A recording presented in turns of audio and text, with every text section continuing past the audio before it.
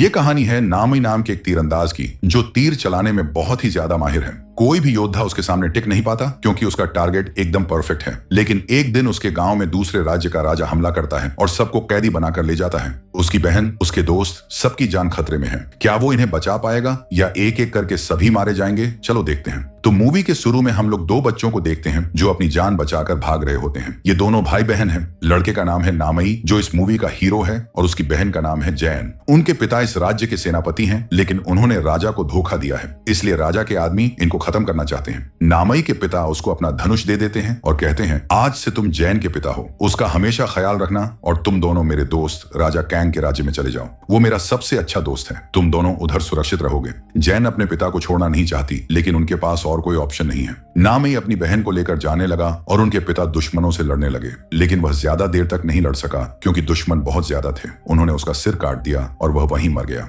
अगली सुबह तक नामई और जैन राजा कांग के पास पहुंच चुके थे। उनके पिता की मृत्यु के बारे में जानकर राजा कैंग को बहुत दुख हुआ क्योंकि वो उनके सबसे अच्छे दोस्त थे।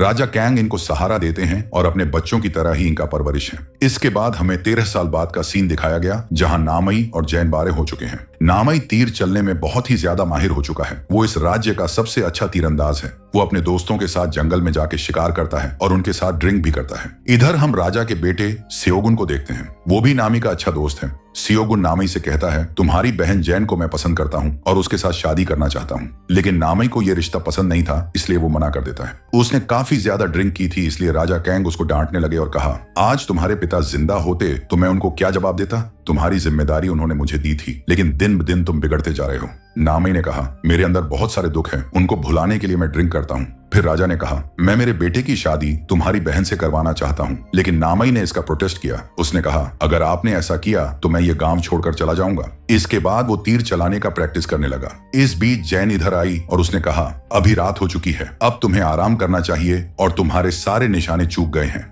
नामई ने कहा, किसी भी हालत में तुम सियोगुन से शादी मत करना, और अगर तुमने उससे शादी की तो मैं उसी दिन इस गांव को छोड़कर चला जाऊंगा। जैन ने कुछ जवाब नहीं दिया, वो चुपचाप यहाँ से चली गई। लेकिन राजा ने नामई की बात नहीं सुनी। धूमधाम से अपने बेटे सियोगुन के साथ जैन की शादी करवा दी। नामई को इससे बहुत दुख हुआ। वो अब इस गांव को छोड़कर चला जाएगा, लेकिन जाने से पहले उसने जैन के लिए एक जोड़ी जूता ले आया और जैन के कमरे के बाहर रख दिया। जैन इस जूते को देखकर समझ गई, ये उसके भाई ने दिया है। शादी के समय भी वो अपने भाई को खोज रही थी, लेकिन वो इधर नहीं था। जैन समझ चुकी थी कि नामई इस गांव को छोड़कर जा रहा है, लेकिन जैन उसको रोक नहीं पाई। उसके पास और कोई ऑप्शन नहीं है। दूसरी तरफ नामई उसका सामान पैक कर रहा था। हम देखते हैं रात के अंधेरे में उसने जितने भी तीर चलाए थे, सब के सब निशाने पे लाग रहे थे। एक भी निशाना नहीं चुका था। फिर वो जंगल के रास्ते यहाँ से जाने लगा, लेकिन कुछ दूर जाते ही उसको दूसरे राज्य के राजा और सेना दिखाई देते हैं। यह लोग नामई के गांव पे ही हमला करने के लिए आए हैं। नामई समझ जाता है कि उसकी बहन की जान खतरे में है, किसी भी हालात में उसको बचाना होगा, इसलिए वो भागते हुए अपने गांव की तरफ आने लगा। लेकिन राजा के कुछ सैनिक पहले से ही गांव में पहुंच चुके थे। वो लोग सब कुछ तोड़ने लगे, जो भी उनके सामने आता तो उन्हें कैदी बना लेते। दूसरी तरफ नामी भागते हुए कुछ सैनिकों के सामने आजता है, लेकिन वो तीर चलाने में माहिर है, इसलिए बहुत ही आसानी से उनको मार देता है।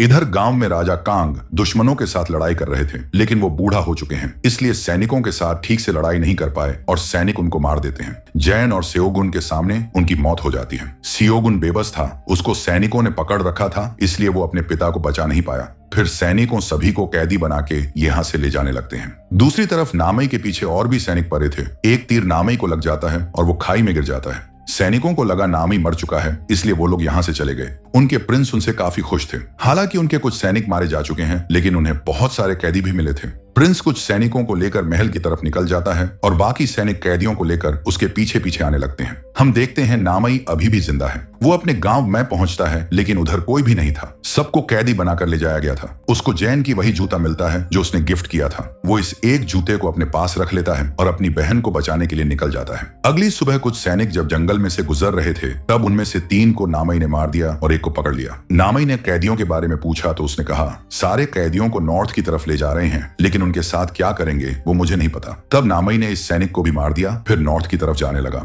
कुछ देर बाद सैनिकों के कमांडर अपने साथियों के साथ इस रास्ते से जा रहा था। सैनिकों के डेड बॉडीज को देखकर वो समझ गया कि कोई तो है जो सैनिकों को मार रहा है। दूसरी तरफ कुछ कैदियों को एक नदी के पास लाया जाता है। फिर सैनिकों के लीडर कहते हैं, अगर तुम लोगों ने इस नदी को पार कर लिया तो फिर कभी भी तुम्हारे गांव में वापस नहीं जा पाओगे, इसलिए जो भागना चाहता है अभी भाग जाए। ये सुन के कुछ लोग भागने लगे, लेकिन ये सैनिकों की चाल थी। एक एक करके वो सभी भागने वालों को मारने लगे। सियोगुन भी भाग रहा था क्योंकि वो उसकी पत्नी जैन को बचाना चाहता है, लेकिन सैनिकों ने उस पर भी हमला कर दिया। कुछ सैनिकों को तो उसने मार दिया, लेकिन इसके चलते वो घायल हो गया। एक सैनिक उसको मार ही देता कि तभी नामई इधर आ गया और उसको बचा लिया। इनको देखकर बाकी कैदियों में भी जोश आ गया। वो सब लोग मिलकर सैनिकों पर हमला कर दिए और सबको मार दिए। ये लोग अब आजाद हैं, वो अपने गांव लौट गए। इसके बाद नामई, सियोगुन और उनके दो दोस्त नॉर्थ की तरफ जाने लगे, जहां बाकी के कैदी और जैन को ले जाया जा रहा है। कुछ देर बाद कमांडर अपने साथियों के साथ यहाँ आ जाते हैं। उन्होंने देखा सभी सैनिक मर चुके हैं और कैदी भी भाग गए हैं। उधर रेड कलर के तीर थे जो नामई यूज करता है। इस तीर को देखकर कमांडर समझ गया कि जंगल में वो इंसान मरा नहीं था, वो अभी भी जिंदा है और एक एक करके सैनिकों को खत्म कर रहा है। जितनी जल्दी हो सके इस आदमी को रोकना होगा। दूसरी तरफ हम कैदियों को देखते हैं, जहां कम उम्र की लड़कियों को अलग जगह पे रखा गया था। प्रिंस आज की रात गुजारने के लिए लड़कियों में से जैन को सिलेक्ट करता है, लेकिन जैन कहती है प्रिंस के साथ सोने से अच्छा वो मरना पसंद करेगी और वो एक शादीशुदा औरत है। फिर प्रिंस जैन को भूखा पैसा रखने का ऑर्डर देता है। अगली सुबह तक ये चारों भी इधर पहुंच चुके थे। सियोगुन जैन को देखता है,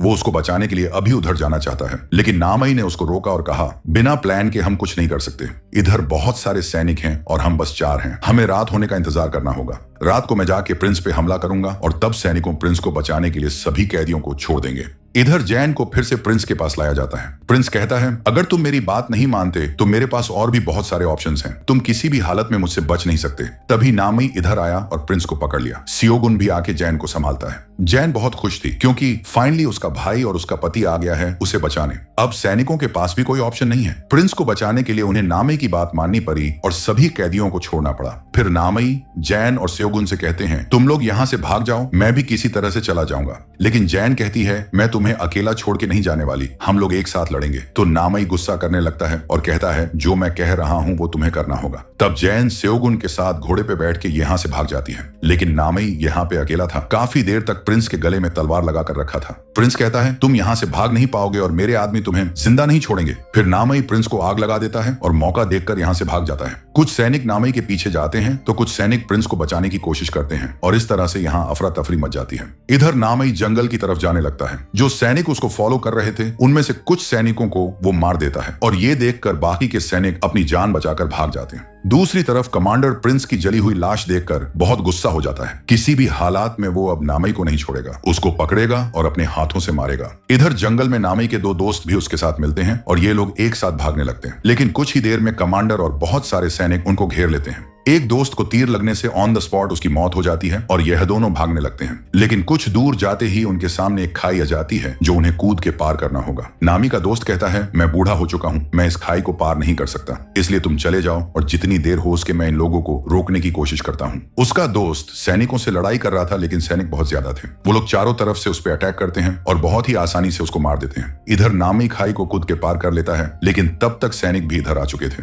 वो लोग उस पर तीर चलाने लगे तो नामी एक चट्टान के पीछे छुप जाता है। नामई 1-2 सैनिकों को मार देता है, लेकिन सैनिक बहुत सारे होने के कारण लगातार नामई पे तीर चला रहे थे, इसलिए नामई उधर फांस चुका था, वो बाहर निकल नहीं पा रहा था। कमांडर कहता है हमें भी उस तरफ जाना होगा। ये लोग भी खाई को कूदने लगे, लेकिन नामई कमांडर के भाई को मार दिया और यहाँ से भाग गया। दूसरी तरफ जैन और सियोगुन एक जगह पे थोड़ा आराम कर रहे थे, लेकिन उधर भी कुछ सैनिक आ जाते हैं और उन पे हमला कर देते हैं। सियोगुन भी अच्छा फाइटर था, वो और जैन मिलकर सैनिकों को खत्म कर देते हैं, फिर यहाँ से निकल जाते हैं। इधर नामई सैनिकों को फंसाकर एक जगह पे ले आता है जहाँ पे एक टाइगर रहता है। कमांडर कहता है तुम यहाँ से भाग नहीं सकते, लेकिन तभी टाइगर उन पे हमला कर देता है। मौके पर 2 सैनिक मारे जाते हैं, लेकिन बाकी सैनिक टाइगर पर तीर चलाकर उसको मार देते हैं। इस बीच नामी यहाँ से भाग चुका था, उसके पास तीर खत्म हो चुके थे, इसलिए एक जगह पे बैठकर तीर बनाने लगा। उसने नोटिस किया कि अब बस 4 सैनिक बाकी हैं। एक सैनिक की पैर में उसने तीर मार दी, दूसरा एक सैनिक उसको बचाने आया तो नामी ने उसको भी मार दिया। इस तरह 2 सैनिकों को उसने खत्म तो कर दिया था, लेकिन कमांडर और एक सैनिक को उसका लोकेशन मिल चुका था, इसलिए वो लोग भी उस पर हमला करते हैं। लेकिन नामी इस बार भी छुपकर हमला करता है और बहुत ही चालाकी से उनको मार देता है। नामी को लगा कमांडर भी मार चुका है, इसलिए वो यहाँ से जाने लगा, लेकिन हम देखते हैं कमांडर किसी भी तरह बच गया था और फिर से नामी का पीछा करने लगता है। इधर जैन और सियोगुन देखते हैं नामी घोड़े पर बैठकर उनकी तरफ आ रहा है। ये देखकर जैन बहुत खुश हो जाती है, लेकिन कमांडर भी इधर आ चुका था और नामी को तीर मारने ही वाला था। फिर जैन ने नामी के घोड़े को तीर मार दी, जिससे नामी नीचे गिर गया और कमांडर का तीर उसको नहीं लगा। ये देख के कमांडर को बहुत गुस्सा आया और उसने सियोगुन के हाथ पर तीर मारी, जिससे वो बेहोश हो गया। फिर उसने जैन को पकड़ लिया और नामई से कहा